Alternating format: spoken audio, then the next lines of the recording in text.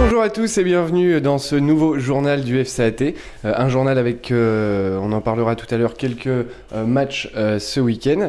Avec, une fois de plus, pour la troisième fois consécutive, notre président. Bonsoir oui, Jean-Pierre. Ça. Bonsoir, et puis un garçon qui fait bien la potée, je crois. Et puis Hervé Rouleau ce soir qui est aussi présent avec nous. Salut Hervé. Salut. Et puis comme d'habitude, celui qui fait la potée, mon ami Fred. Salut Fred. Salut Morgane. On commence tout de suite avec les résultats du week-end. Une bonne nouvelle pour nos seniors 1, un peu moins bon pour le reste, mais c'est toi qui nous dis tout. Donc on commence avec les U15 en PH qui se déplaçaient au stade de Reims et qui ramènent une victoire 3-1. Match nul des U17 PH 2 partout face à Cézanne. Les U19 PH qui accueillaient Épernay sont défaits 3-1. Les féminines perdent 6-0 contre l'Estac. Et enfin, donc en Coupe de France, le FCAT gagne 2-1 contre l'AFMR.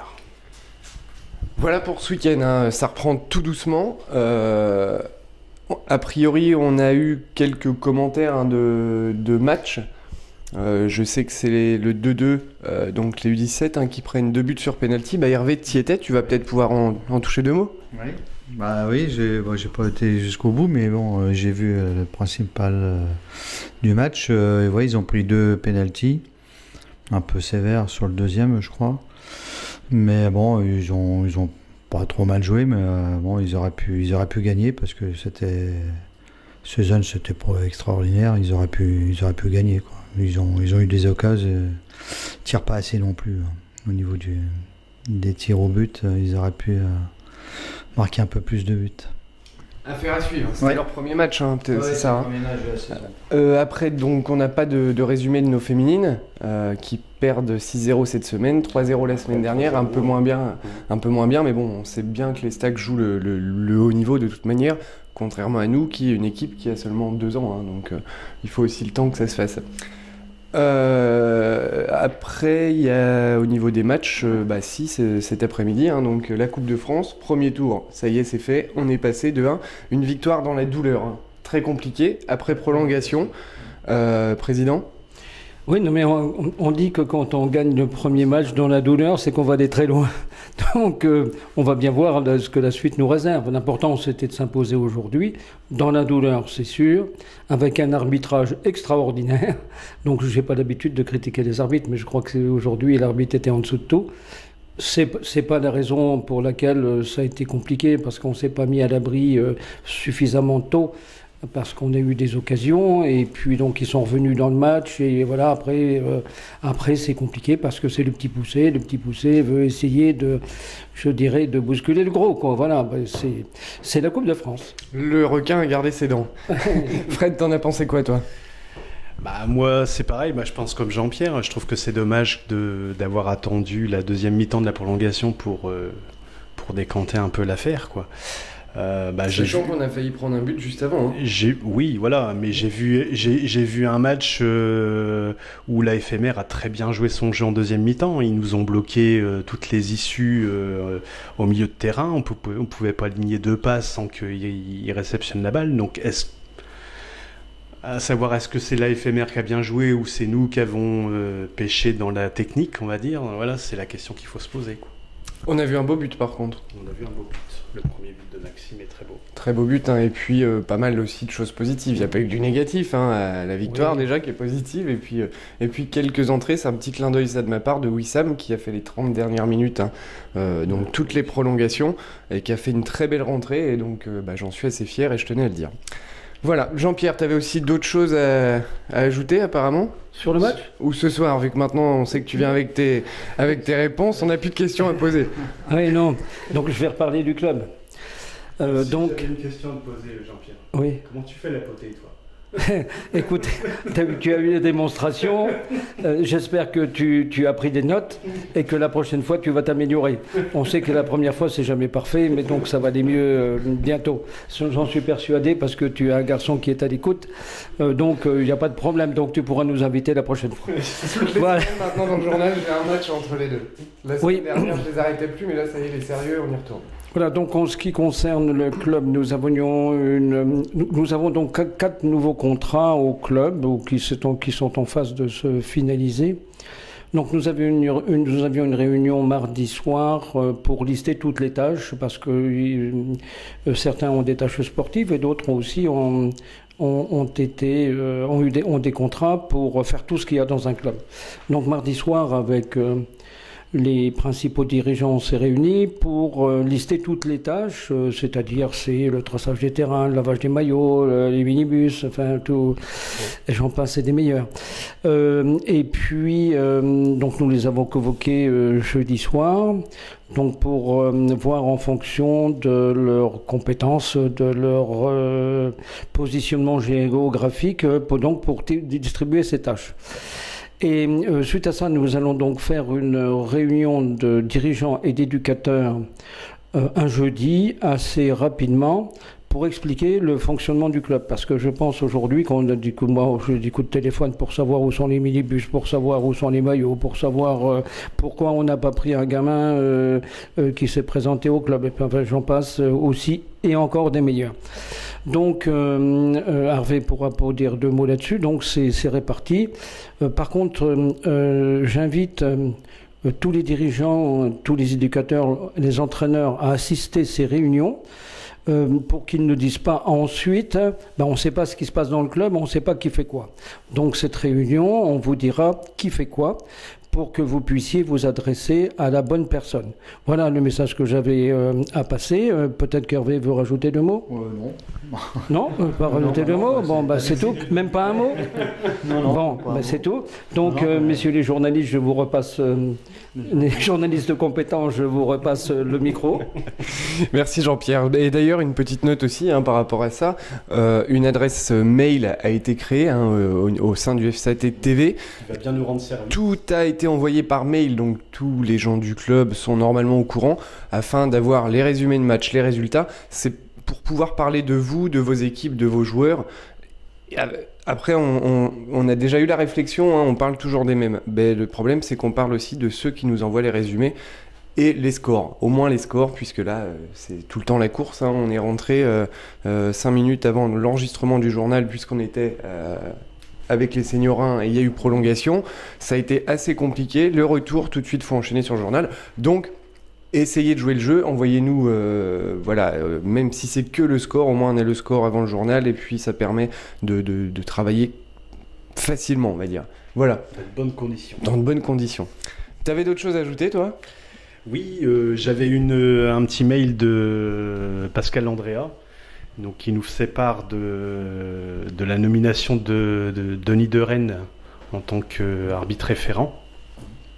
Donc à savoir que c'est lui qui fera le lien entre les arbitres et le club, qui statuera au niveau du nombre d'arbitres, enfin bref, tout ce qui est au niveau du club, enfin le rapport qu'il y a entre le statut de l'arbitrage et le club. Et donc en plus à noter qu'il fait partie également du collège Eureka, donc formation auquel on a un partenariat. C'est ça. Le collège Eureka de Pont-Sainte-Marie, où il forme des jeunes arbitres. Voilà, c'était. Eh ben bienvenue Tu Denis. veux que je rajoute quelque chose, non ? Si tu veux, mais apporte tes réponses. Bon, j'apporte mes réponses. Oui, je voudrais dire, parce que j'ai, à l'occasion de cette réunion, entendu des choses qui, à mon avis, ne sont pas très acceptables. À savoir que, pour nous, toutes les équipes ont une importance. Alors, il est bien évident qu'il y a des équipes, effectivement, qui sont plus importantes que les autres. Alors, on nous dit, vous faites tout pour l'équipe 1, c'est pas exactement ça. Mais il faut savoir que l'équipe 1, c'est le porte-drapeau. Et voilà, et qu'aujourd'hui, nous sommes un club de DH et reconnu comme un club de DH. Nous avons connu avec la SRC la montée en CFA2, et incontestablement, par la position de l'équipe 1, le club avait une autre image et notre objectif, c'est parce que souvent on nous dit vous êtes un grand club, oui. Donc si on veut être un grand club, il faut véritablement qu'on monte d'un échelon pour avoir véritablement cette étiquette. Par contre, c'est pas pour autant que les U19, même s'ils n'ont pas un ballon comme les autres, parce qu'en fait, on nous dit, c'est ça, on leur manque de respect parce qu'ils n'ont pas un ballon comme les autres. Non, mais je pense que c'est pas recevable. Un ballon, c'est un ballon. On sait qu'ils sont fabriqués. On les a vraiment à la même origine. Ils sont estampillés ou autre chose, mais c'est pas parce qu'ils ont un ballon différent qu'on leur manque de respect. C'est pas ça. Les U19, on en a besoin. Les U19, ça doit être le réservoir de la première, et les meilleurs doivent, à court terme, compléter notre effectif de l'équipe première. Il y a aussi une section qui est importante, c'est l'équipe féminine. L'équipe féminine, parce que l'équipe féminine, si l'on monte, on a besoin d'une équipe féminine et d'une équipe féminine au niveau où elle est.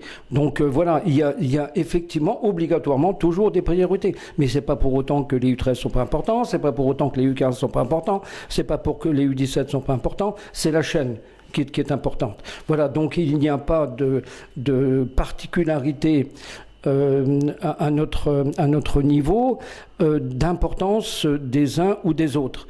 Voilà, je tenais à préciser parce que je pense que c'est important. Par contre, encore une fois, je crois que c'est déterminant dans le club que tout le monde joue en équipe. C'est pas, et si quelqu'un ne peut pas faire quelque chose, qu'il l'avertisse et qu'il trouve quelqu'un qui puisse le remplacer. L'important, c'est que l'équipe, le club fonctionne. C'est le jeu d'équipe, c'est l'équipe sur le terrain et c'est l'équipe dans le club. Voilà, c'est le message. Et celui qui ne sait pas jouer au foot ? Il fait les merguez. Il fait les merguez. Bon voilà, au moins ça prouve bien que le journal du club, on vous cache rien. Là, ça a été très clair, je pense, de la part du président qui a parlé des féminines. Et en parlant des féminines, un rassemblement mardi soir à 19h a lieu à la Caille. Donc c'est les juniors qui s'entraînent avec les seniors, entraînement commun, suivi d'une réunion pour elles. Mais si vous êtes intéressé par les féminines, vous pouvez assister mardi soir à l'entraînement commun des juniors seniors. Nous serons présents puisqu'il y aura bien sûr aussi un reportage sur les féminines. Fred, maintenant les matchs du week-end prochain. Donc on commence avec l'entrée en lice des championnats départementaux avec tout d'abord les U17 districts samedi 17 à 15h avec le FCAT2 qui reçoit Bar-sur-Aube. Ensuite en U15, donc la poule A où nous nous déplaçons à Marigny. C'est dur. Ensuite, en poule B, nous recevons Nord-Est au Bois 2. En interdistrict U19, samedi 17 à 15h30, nous nous déplaçons à Seine-Barse. Ensuite, nous passons en Ligue, donc les PHU 15, samedi 17 à 15h30. Le FCAT reçoit Aube-Sud 2000. Dimanche 18 à 10h, en PHU 17, le FCAT se déplace à Aube-Sud-Vannes. En DHU19, dimanche 18 à 13h15, le FCAT se déplace à l'AFMR. En DH féminine, donc le dimanche 18 à 15h, nos féminines se déplacent à Saint-Mémy. En championnat de promotion de ligue, dimanche 18 à 15h, déplacement de notre PL à Saint-Martin-la-Veuve. Et enfin, nos DH seniors, dimanche 18 à 15h, reçoivent Cormontreuil. Ça commence à être compliqué quand il y en a beaucoup. Je vais terminer par un message. Encore ? Bon, allez. Oui, je suis venu avec mes réponses. Oui, je voulais vous dire que j'ai entendu beaucoup de choses en ce qui concerne les équipements qui sont liés aux licences. Donc il semblerait qu'il y ait des bruits qui ne sont pas tout à fait exacts. Donc cette réunion de dirigeants et d'éducateurs permettra à Robert donc de préciser ce qui est prévu, le package qui est prévu donc avec les licences.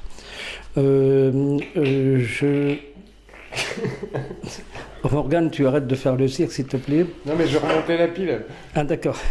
De toute façon, je vais terminer là-dessus. Si, la dernière chose, c'est que le club donc va faire un effort cette année pour équiper tous les enfants de l'école de foot, moi j'appelle l'école de foot, de nouveaux maillots. C'est-à-dire que tout le club jouera cette saison avec les nouveaux maillots. Je pense que c'est important de le dire. Voilà, précision. Oui, parce que la saison dernière, toutes les équipes n'étaient encore pas équipées. Hein. Non, mais de toute façon, c'était la première année, donc on est allé, on a fait ce que l'on pouvait en fonction aussi de nos moyens. Donc, mais cette année, donc tout le monde jouera aux couleurs du FCAT. Merci, messieurs. Merci à toi Jean-Pierre, merci à toi également Hervé d'être passé, à savoir qu'Hervé est souvent là le dimanche soir puisque c'est lui qui voit aussi pas mal de matchs, donc il nous fait des petits résumés et puis les résultats, donc il aime bien être parmi nous. Le fournisseur officiel de championnat. Calendrier. En plus, c'est lui qui nous a publié tous les calendriers qu'on a ici. Et voilà messieurs, merci, je crois qu'on a tout dit, non ? Oui, moi comme j'étais venu avec mes réponses, j'ai donné toutes mes réponses, maintenant j'en ai plus. On va pouvoir y retirer les piles. Il était en forme ce soir, le président. Il avait des choses à dire. Je suis sûr que maintenant, le lundi matin, tu prends ton petit carnet et puis tu notes ce qu'il y a à dire au journal, non ? Non, oui, qu'est-ce que je vais dire à ces gars-là ? Ils vont poser des questions de travers, là, ou des questions compliquées, des questions de journalistes. Et donc, je préfère toujours venir avec mes réponses. Donc, vos questions, on les garde quand même. C'est ça. Vous pouvez les poser, mais moi, je les répondrai avec mes réponses. Et sinon, comment on fait la potée alors ? De toute façon, il a pris une leçon là. Bon, messieurs, en tout cas, merci beaucoup. Fred, merci. On se donne bien sûr rendez-vous la semaine prochaine. Le résumé de match, milieu de semaine. Sachant qu'il y aura un petit détail, il n'y a pas le son. Il y a eu un petit problème technique au niveau de la caméra cet après-midi. Il n'y aura pas le son, mais l'essentiel, c'est d'avoir les images. Bonne semaine à tous. Salut. Salut.